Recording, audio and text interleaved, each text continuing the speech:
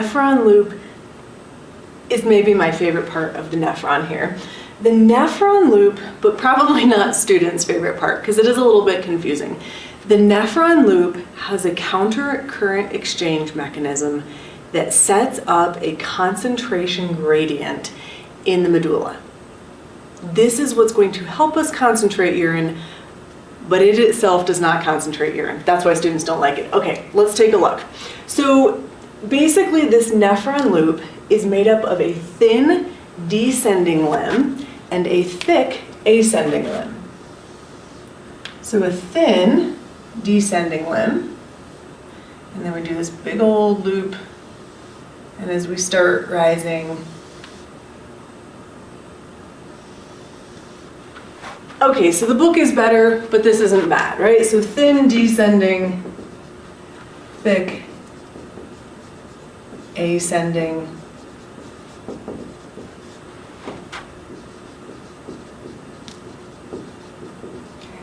Slightly different histology on these. So that thin descending, part of why it's thin, it's actually made up of a simple squamous epithelium. The thick ascending side is actually made out of a simple cuboidal epithelium.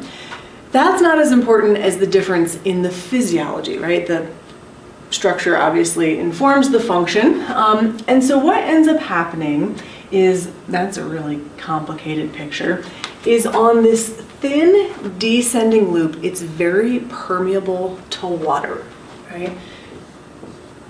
So we see lots of water reabsorption. Okay. But this thin descending limb is impermeable essentially to salts. As we turn the corner, right, and we come this way, this thick ascending limb is actually going to be pumping sodium and chloride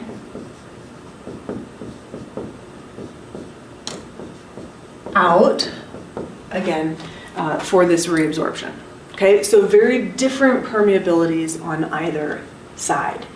Now, the way this ends up working, right? So here we see our tubular fluid, we see the actual sodium and chloride being brought out into this paratubular fluid, right there.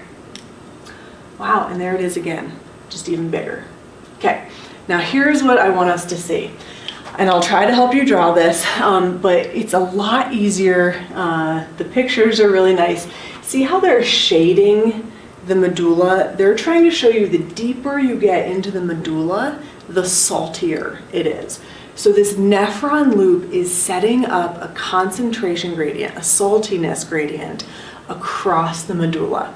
Here's how it works, right? We said leaving the PCT, that filtrate was about 300 milliosmol. Now, I'm not so worried that you memorize these numbers, but if you don't have some numbers, it's a little harder to keep track of. So notice what happens as that thin loop is descending into this concentration gradient, right? More and more water is getting pulled out, which means the filtrate inside is getting more and more concentrated. Does that make sense? So as water, I should be using blue. As water is leaving, they're just saying, oh yeah, it's getting saltier and saltier inside until we reach that max of around 1200, okay? Now, the thing I think that confuses students sometimes is water is being pulled out by the saltiness gradient in the medulla. That gradient is actually set up by this ascending limb. Because what happens is this filtrate is super concentrated, really salty, down here at the bottom of the nephron loop. All of those sodium and chloride pumps can shove a bunch of it out, right? So when you're this salty, it's really easy